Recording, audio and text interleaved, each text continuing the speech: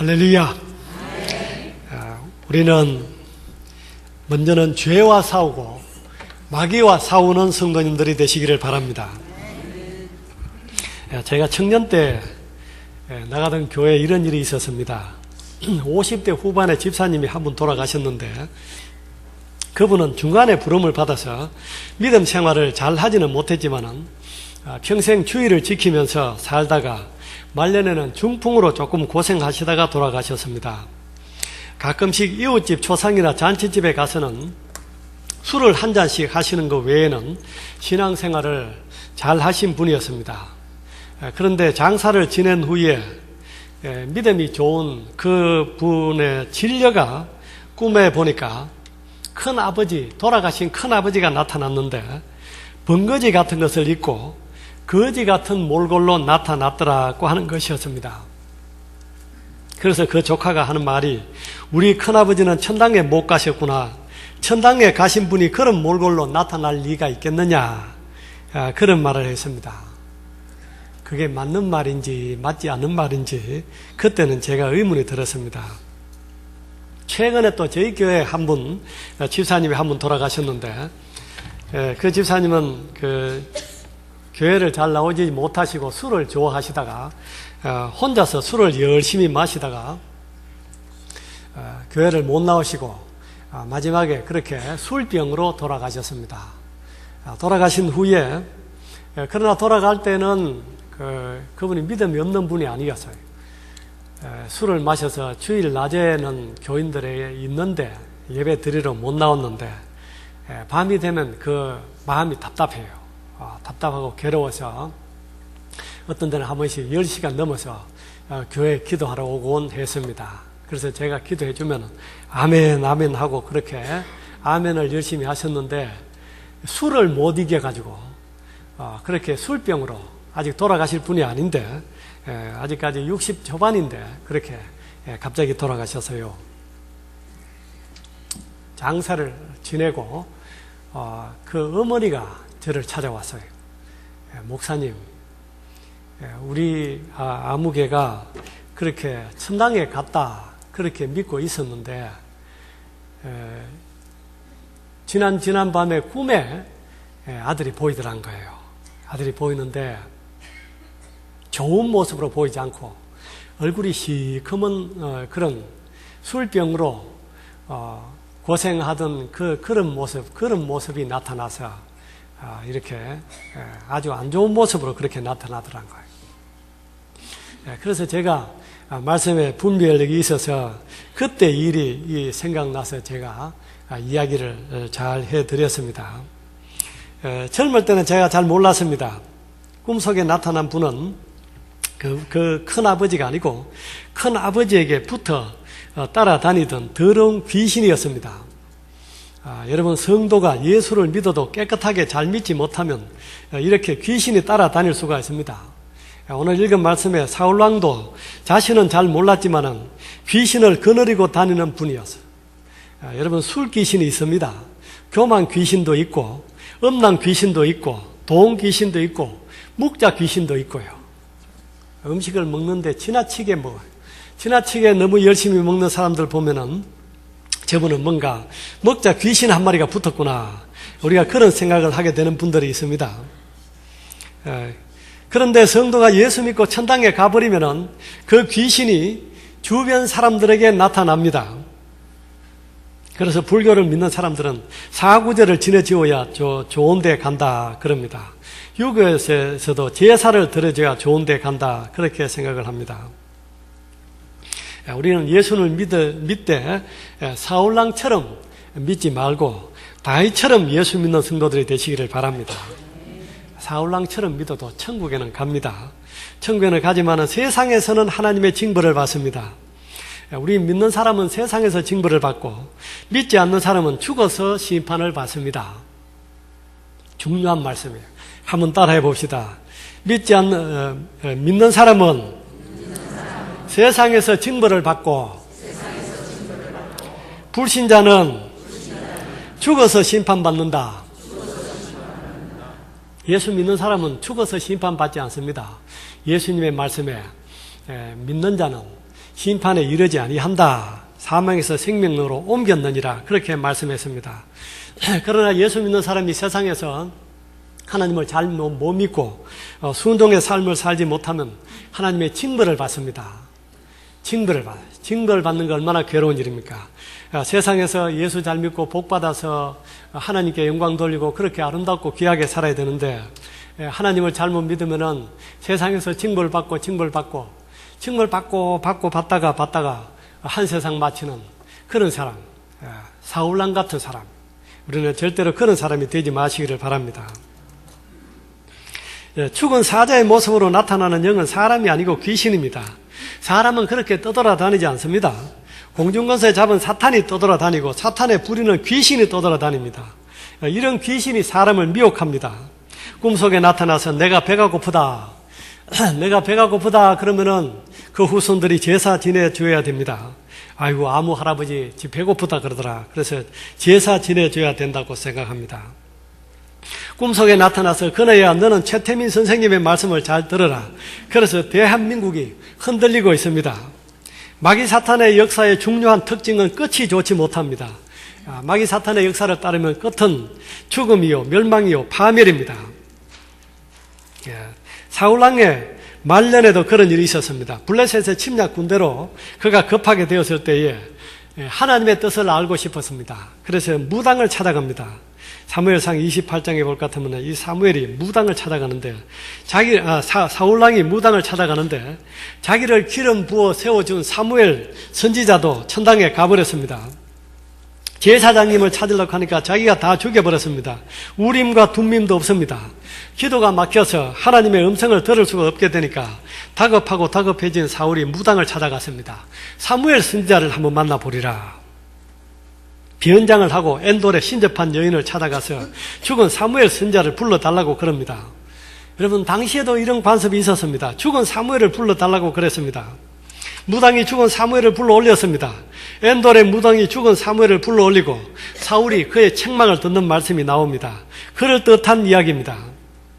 그러나 그 말씀은 우리가 자세히 보면요 어디까지나 마귀 사탄의 미혹입니다. 사무엘상 28장 14절에 보면 사울이 그에게 이르되 그의 모양이 어떠하냐 하니 그가 이르되 한 노인이 올라오는데 그가 겉옷을 입었나이다 하더라. 사울이 그가 사무엘인 줄 알고 그의 얼굴을 땅에 대고 절하니라. 사울이 무당에게 묻습니다. 그의 모양이 어떠하냐? 한 노인이 땅에서 올라옵니다. 땅에서 올라온다 그랬습니다. 사울왕이 직접 본 것도 아닙니다. 사울왕이 직접 겉옷을 입은 사무엘이 올라오는 것을 본 것이 아니고 보기는 무당이 보았습니다. 무당은 한 노인이 올라옵니다. 겉옷을 입었습니다. 무당은 사무엘이라 소리 안 했습니다. 그런데 사울이 그가 사무엘인 줄 알고 얼굴을 땅에 대고 절하니라. 겉옷 입은 노인이 한번 올라옵니다. 그러니까 아이고 사무엘님 올라오셨군요. 사무엘이 올라왔다고 절을 했습니다. 여러분 죽은 사무엘이 낙원에 가지 않고 땅에서 올라오지 않습니다. 무당이 겉옷을 입은 한 노인이 땅에서 올라왔는데 사울이 자기가 사무엘이라 그러면서 절을 했습니다. 무당이 그렇다고 하니까 사울이 사무엘이라 그러면서 절을 한 것이었습니다. 요즘도 구들하는 무당이 죽은 사람 흉내를 냅니다. 아기 흉내를 내고 죽은 어른 흉내를 내고 그러면은 그런 흉내를 내서 흉내 목소리를 이상하게 내면요 꼭 죽은 그 아무개 목소리 흉내를 내면은 구다는 사람들은 가족들은 아이고 아무개 죽은 귀신이 왔구나 하면서 응응 하면서 그렇게 혹합니다. 그 무당과 구설하는 사람, 무당과 또 점을 보러 가는 사람, 거기에 귀신이 서로 상호작용을 일으킵니다. 상호작용을 일으켜서 굿하는 사람, 점 보러 가는 사람을 속이는 것이. 그래서 무당을 불러들이고 무당 찾아가는 사람은 귀신에게 속으러 갑니다. 분별력이 없습니다.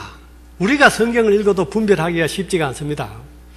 그런데 성경을 모르는 하나님 모르는 사람들은 다 속아서 넘어가게 되는 것입니다. 거짓말의 명수 사탄이 무당을 통해서 사람을 미혹하는 것입니다. 무당 찾아가는 사람은 무당에게 속으러 갑니다. 마귀에게 속으러 갑니다. 여러분 속지 마시기를 바랍니다. 사람은 이 세상을 살다가 죽으면 죽는 순간에 지옥 가고 천당 가고 다 가버립니다. 떠돌아다니지 않습니다. 떠돌아다니는 영은 공중권세 잡은 마귀 사탄입니다. 전도서 3장에도 보면 인생의 혼은 위로 가고 짐승의 혼은 아래로 내려가는 줄 누가 알랴. 사람의 혼은 위로 하나님의 나라로 갑니다. 또 전도서 12장 7절에도 흙은 여전히 땅으로 돌아가고 영은 그것을 주신 하나님께 돌아가기 전에 기억하라. 하나님을 기억하라 그랬죠. 누가복음 16장 22절에 거지 나사로가 죽었을 때 천사들에게 받들려 아브라함의 품에 들어갔습니다. 죽은 나사로가 죽자마자 아브라함의 품에 갔습니다. 부자도 죽자마자 지옥불에 떨어졌습니다. 지옥불에 떨어진 부자가 부탁하기를 세상에 있는 우리 형제 5명 그 나사로 보내가 전도 좀 하게 해달라고, 이 지옥에 오지 않게 해달라고 그렇게 부탁하는 말씀을 우리가 읽어볼 수가 있습니다. 오늘 읽은 말씀에 이스라엘의 초대왕 사울에게 하나님의 악령이 내리는 말씀이 있습니다. 10절에 그 이튿날 하나님께서 부리시는 악령이 사울에게 힘있게 내리매 그가 집안에서 정신없이 떠들어대므로 평일과 같이 손으로 수금을 타는데 그때 사울의 손에 창이 있는지라. 하나님의 부리시는 악령이 힘있게 내리니까 사울왕이 정신없이 떠들어대었습니다. 또라이가 되었습니다. 또 옆에 있는 창을 가지고 앞에 있는 다윗을, 충신 다윗을 죽이려고 창을 던졌습니다. 하나님의 부리신 악신이라 그랬습니다. 마귀 사탄도 하나님께서 부리십니다. 하나님께서 악령을 부리십니다. 천사도 사탄도 하나님이 부리십니다. 하나님의 사역자들입니다. 여러분, 순종하는 사람에게는 하나님께서 천사를 보내셔서 일을 시키시고 불순종하는 사람들에게는 마귀 사탄을 보내셔서 막 다루시며 그렇게 하나님의 일을, 하나님의 뜻을 이루게 하십니다. 또 사울이 하나님을 불순종할 때 악령 사탄이 임했습니다. 불순종할 때 악령이 임했습니다. 앞에 16장 14절에도 나옵니다. 사울이 왕으로 부름을 받았을 때에 하나님의 성령이 임하는 사람이 됐지만은 사울이 불순종하니까 하나님의 성령은 떠나고 악령이 그에게 임해서 그를 괴롭히는 사람이 되었습니다. 구약시대에는 특별한 사람에게 성령이 임했습니다. 임시적으로 임했습니다. 신약에서는 성령은 모든 사람에게 주어지고 한번 임한 성령은 영원히 그와 함께하는 그런 시대에 우리가 살고 있습니다. 사울이 2가지 큰 불순종의 죄를 지었는데, 하나는 블레셋 전쟁에 나갈 때에 하나님께서 사무엘 선지자를 통하여 이레를 기다리라 그랬어요. 기다리라 그랬는데 이레를 기다리지 못했습니다. 아말렉을 진멸하라 그랬습니다. 그런데 진멸하지 못했습니다. 아가관과 짐승들을 살려서 가져왔습니다. 순종하지도 못하고 회개하지도 못했습니다. 그런 사울에게 하나님이 부리시는 악령이 임했습니다. 또 오늘 읽은 10절에 그 이튿날 하나님께서 부리시는 악령이 사울에게 힘있게 내렸다 그랬습니다. 이날에는 하나님이 부리신 악령이 사울에게 더 힘있게 임했습니다. 그러니까 그 이튿날, 그 전날 무슨 일이 있었습니까? 그 전에 다윗이 골리앗을 죽이고 블레셋을 이기고 사울과 함께 돌아올 때 여인들이 노래를 불렀는데 사울이 죽인 자는 천천히요 다윗은 만만히로다. 이런 노래를 부르니까 사울이 불쾌했습니다. 심히 노했습니다.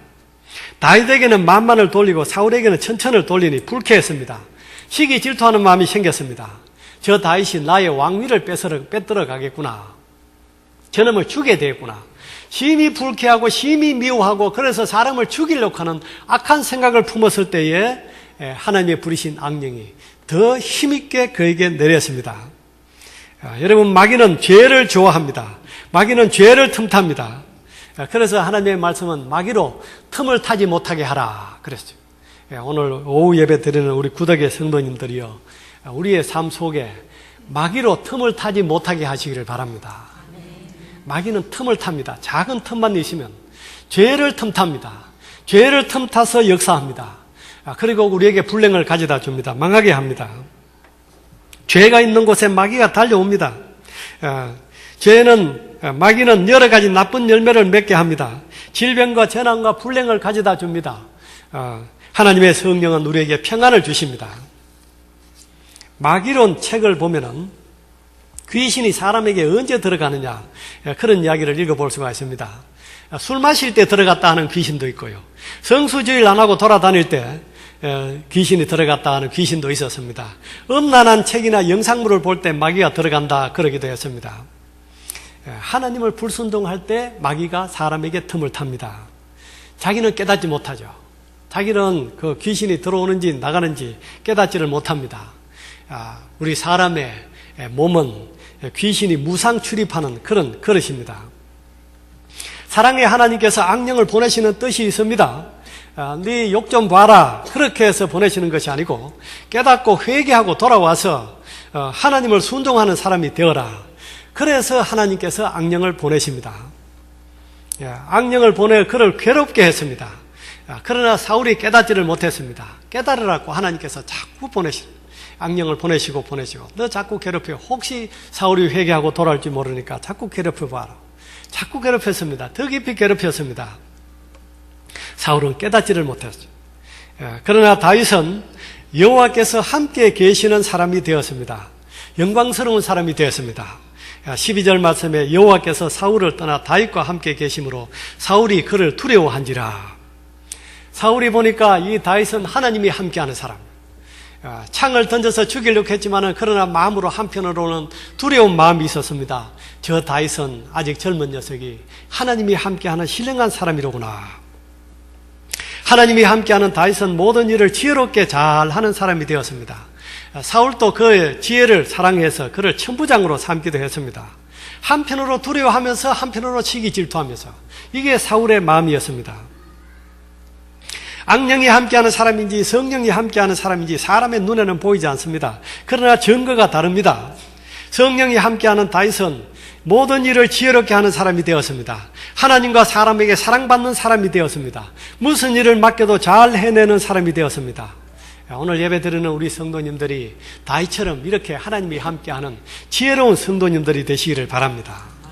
우리의 자녀들이 이런 귀한 믿음의 사람들이 될 수 있기를 바랍니다. 또 우리나라 대한민국에 이렇게 하나님의 지혜로 일을 잘할 수 있는 좋은 지도자가 세워주시기를 바랍니다. 우리가 하나님 앞에 이런 일을 위해서 기도해야 합니다.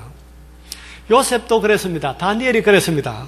모르드게 총리도 그런 총리였습니다. 그래서 그 모르드게 같은 사람은 이란의 페르사의 총리였습니다. 하나님을 믿지 않고 유대인을 미워하는 그 이란 사람들이 지금까지 모르드게 에스더를 존경합니다. 모르드게가 에스더의 무덤을 잘 보존합니다. 모르드게 그들의 무덤이 좋은 관광지가 되어 있는 것을 지금도 찾아볼 수가 있습니다. 모르드게 총리는 우리 민족을 사랑했던 사람입니다. 그런 뜻이에요. 모르드게가 그렇게 일을 지혜롭게 했습니다. 다니엘이 그렇게 지혜롭게 했습니다. 그런 지혜로운 정치인이 필요한 시대가 우리나라 지금 우리 시대가 아닌가 생각할 수가 있습니다. 사람이 처음부터 지혜로운 사람은 없습니다. 하나님께 구해야 합니다. 지혜의 말씀을 읽어야 합니다. 여러분 지혜의 말씀 성경을 읽으시기를 바랍니다. 지혜의 근본이신 하나님께 구하시기를 바랍니다. 하나님께 기도하시기를 바랍니다. 하나님 저에게 지혜를 주옵소서. 우리가 평생 해야 될 그런 중요한 기도예요. 무슨 일을 할 때든지 우리의 지혜가 부족하지 않습니까? 내가 지혜가 부족하구나. 내가 지혜가 모자라는구나. 하나님 저를 도와주옵소서. 지혜를 주옵소서. 야고보서 1장 5절에 너희 중에 누구든지 지혜가 부족하거든 모든 사람에게 후히 주시고 꾸짖지 아니하시는 하나님께 구하라. 그리하면 주시리라. 우리 하나님께서 약속해 주셨습니다. 여러분 약속을 믿으시기를 바랍니다. 구하라. 그리하면 주시리라. 그러십니다. 토마스 에디슨은 발명왕이었습니다. 발명을 많이 했습니다. 1,000가지 발명품을 특허품을 만들었습니다. 그러나 그도 처음에는 지혜가 부족했습니다. 어릴 때 선생님이 보니까 학교엔 이 토마스 에디슨 아이가 문제덩어리예요. 사고 뭉치 이상한 질문이나 하고 도대체 공부할 생각도 하지 않습니다. 그 선생님이 어머니에게 아이를 데려다 주었어요. 이 아이는 내가 가르칠 수가 없습니다. 어머니가 가르쳤어요. 어머니가 얼마나 억장이 무너졌겠습니까? 그러나 그 어머니가 기도하는 어머니였어요. 믿음의 어머니였습니다. 토마스야, 하나님께 기도하자. 너도 하나님께 기도해라. 그래서 토마스 에디슨 어머니가 야고보서 1장 5절의 말씀을 가르쳐 주었다 그래요. 하나님께 구하라. 그리하면 주시리라. 토마스야, 하나님께 지혜를 구해라. 그래서 토마스 에디슨이 하나님께 지혜를 구했습니다. 그런 발명의 천재이기도 했지만은 하나님이 주신 지혜로 그 많은 발명을 했습니다. 전기를 발명할 때, 전기불을 발명할 때는 10만 번 기도하고 1만 번 실험했다 그럽니다. 10만 번 기도했어요. 기도를 많이 했습니까? 실험을 많이 했습니까? 기도를 많이 했어요. 기도를 10만 번 기도하고 1만 번 기도해서 전기불을 만들 수가 있었습니다. 다윗은 선한 양심을 가진 사람이었습니다. 자기 생명을 노리는 원수 사울왕의 옷자락 벤 것조차 마음에 찔리는 사람이었습니다. 다윗은 기도의 사람이었습니다. 고난을 많이 당했지만은 그런 어려운 고난 가운데서 하나님께 기도하고 또 기도했습니다. 계속해서 기도하고 또 기도했을 때 하나님께서 그를 붙잡아 주셨습니다. 마침내 약속하신 대로 그를 대이스라엘의 임금으로 세워주셨습니다. 사무엘상 23장 1절에 보면 블레셋 사람이 거일날을 쳐서 타작마당을 탈취한다. 그런 소문을 들었을 때 다윗이 하나님께 기도했습니다. 하나님, 저 블레셋 사람들이 우리나라 거일날을 치러 왔습니다. 이 다윗은 블레셋 사람 치는 것은 자신 있는 사람. 블레셋은 다윗의 밥이었습니다. 하나님, 제가 치면 이길 것 같은데 하나님, 제가 치러 갈까요? 저를 도와주시겠습니까? 기도했습니다. 하나님께서 가라고 했습니다. 가서 쳐라, 구원해라. 그래서 가자고 자기 동료들에게 이야기했습니다. 동료들에게 우리가 거일날을 구원하고 블레셋을 치자, 올라갑시다. 그랬더니 동료들이 찬성하지 않습니다. 우리가 지금 형편이 이렇게 바쁜데, 내 형편이 바쁜데 내 코가 석잔데 누구를 도와주겠습니까? 갈 뜻이 없어요. 그러니까 다윗이 그들과 다투지 아니하고 또 하나님께 기도합니다. 하나님께 여쭈었습니다. 하나님, 동료들이 가려고 하지 않습니다. 어떻게 하면 좋겠습니까? 한 번 더 이야기해라. 한 번 더 이야기해라. 또 가서 이야기했습니다. 하나님이 가랍십니다. 하나님이 가면 승리한다고 하십니다. 하나님이 승리를 주신다고 합니다. 그 사람들이 마음이 동했습니다. 마음을 합해서 함께 가서 치니까 대승을 거두었습니다. 그 다음에 사무엘하 5장에도 블레셋과 전쟁할 때에 사무엘이 하나님께 여쭈었습니다. 하나님, 블레셋이 쳐들어왔습니다. 올라갈까요? 가거라. 쳐서 대승을 거두었습니다. 다음에 블레셋이 또 쳐들어왔습니다. 다윗이 또 하나님께 여쭈었습니다. 꼭 같은 내용을 하나님께 여쭈었습니다. 하나님께서 이번에는 앞으로 올라가지 말고 그들 뒤로 돌아서 뽕나물 수풀에 매복했다가 기습작전을 해라. 하나님께서 작전까지 가르쳐 주셨습니다. 여러분, 성군 다윗도 하나님께 묻고 또 묻고 기도하고 또 기도했던 분이었습니다. 그런데 사무엘하 열왕기서에 볼 것 같으면 이 다윗의 기도한 말씀이 한 말씀도 나오지 않습니다. 어디에 있습니까? 시편에 나옵니다. 시편에 다윗의 기도가 많이 나옵니다. 기도하고 또 기도했습니다. 기도의 사람이었습니다. 여러분, 믿음의 사람은 모두가 다 기도의 사람입니다. 오늘 예배 드리는 우리 성도님들도 하나님 앞에 기도의 사람으로 살아가는 성도들이 되시기를 바랍니다. 기도하고 기도할 때 하나님께서 도와주셨습니다. 그래서 마침내 성군 다윗이 되었고 아브라함과 다윗의 자손 예수 그리스도의 세계라. 예수 그리스도가 다윗의 족보를 통하여 이 땅에 오는 영광스러운 그런 조상이 될 수가 있었습니다.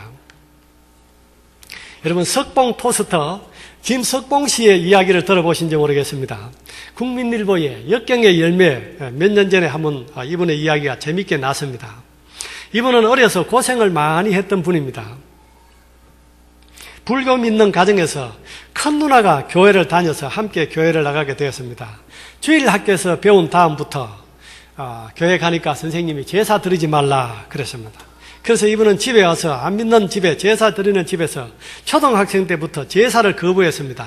야단을 맞기도 했지만은 말씀대로 절대 순종하는 열정을 가지고 하나님을 믿는 이분을 하나님께서 축복해 주셔서요, 결혼을 하게 되는데 예수 잘 믿는 아내를 맞이하게 되었어요. 그런데 그 아내는, 이 석봉이는 초등학교밖에 못 나오는데 아내는 대학교를 나왔습니다. 믿음 좋은 아내가 대학교를 나왔지만은 남편 내조를 잘 했습니다. 남편 검정고시 해서라도 중고등학교 과정은 공부를 해야 된다. 그렇게 중고등학교 검정고시를 치르고 또 성결고 신학대학까지 공부를 시켰습니다. 신학대학을 졸업하고 이제는 목회를 할지 무엇을 해야 될지 목회를 해야 되는 입장에 하나님께 가서 기도를 했습니다. 결심하고 하나님께 간절히 기도를 하니까 하나님께서 너는 목회를 하려고 하지 말고 사업을 해라. 하나님께서 사업을 하라 그러셨대요. 그래서 이분이 한 번도 해보지 않은 토스트 장사를 시작합니다. 그것도 노점상을 시작합니다. 아내가 모아준 200만 원을 가지고 중고 스낵카 한 대를 사서 장사를 시작했습니다. 노점상 장사는 장소가 중요한데 장사하려고 이렇게 다녀보니까요, 좋은 목은 전부 주인이 있었습니다. 또 좋은 목은 깡패가 뜯어가는 데였습니다. 단속에 걸리는 그런 곳이었습니다. 처음에 몇 번 쫓겨다닐 때는 겁이 나서 용기가 다 사라진 때도 있었습니다. 초창기에 한 번은 하루는 장사를 하러 나가려고 하는데 오늘 또 어디 가면 사람들에게 쫓기지 않을까 그런 생각이 들어요. 이걸 그만둘 수도 없고 이제는 가정의 생계를 책임져야 되는데 그만둘 수도 없고 하려고 하니까 단속도 걸리고 사람들 대하는 게 겁이 나고 안 하려고 하니까 안 할 수도 없고 그래서 너무 힘이 들었습니다. 하나님께 기도했습니다. 간절히 눈물로 호소했습니다. 하나님 저를 도와주세요. 저에게 용기를 주세요. 음식 솜씨도 좀 좋게 해주세요. 맛있는 토스트를 만들게 해주세요. 간절히 기도했습니다. 2시간을 앉아서 기도했다 그래요. 2시간을. 그때 하나님께서 이사야 41장 말씀 10절에 있는 말씀을 머릿속에 스쳐 보여주셨습니다. 두려워 말라 내가 너와 함께함이니라. 놀라지 말라 나는 네 하나님이 됨이니라. 내가 너를 구세게 하리라. 참으로 너를 도와주리라. 참으로 나의 의로운 오른손으로 너를 붙들리라. 하나님의 말씀이 생각이 나서 그 말씀을 줄줄 암송을 하는데 하나님께서 그 말씀을 통하여 위로해 주셔서 힘을 주셨습니다. 그래서 용기를 가지고 나아갔습니다. 하나님께서 은혜를 베풀어 주셔서요. 은혜를 받고 가니까 하나님께서 은혜를 베풀어 주셨더라고요. 그게 참 중요하다. 이분의 삶에 중요한 기점이 되었어요. 하나님 앞에 와서 기도하고 은혜를 받고 나니까 하나님께서 은혜를 베풀어 주셨는데 스낵카를 끌고 이렇게 가다가 보니까 무교동 무슨 그 코롱 호텔이 있는 모양이에요. 무교동 코롱 호텔 있는 그 옆에서 장사를 시작하니까 호텔 옆에 경비가 있지 않습니까? 경비가 와가지고는 여기 장사하면 안 됩니다 그러는 거예요. 여기 장사하면 안 됩니다. 오늘만 하고 내일은 오시면 안 됩니다. 그렇게 쫓겨내는데 시커먼 차가 한 대 지나갔습니다. 그 회사로 들어갔습니다. 조금 후에 그 경비가 다시 나오더니 사장님이 보시고 젊은 사람이 먹고 살려고 노력하는데 놔둬라 그랬습니다. 허가가 났습니다. 사장님 허가가 났습니다. 그랬습니다. 할렐루야. 하나님께서 그런 은혜를 베풀어 주셔서요. 그래서 이제 그 장소는 하나님의 은혜로 좋은 곳이 확보가 되었습니다. 노점상도 서비스업인데 기왕 노점상이 되었으니 프로가 되자 그런 배짱을 가지고 옷부터 바꾸었습니다.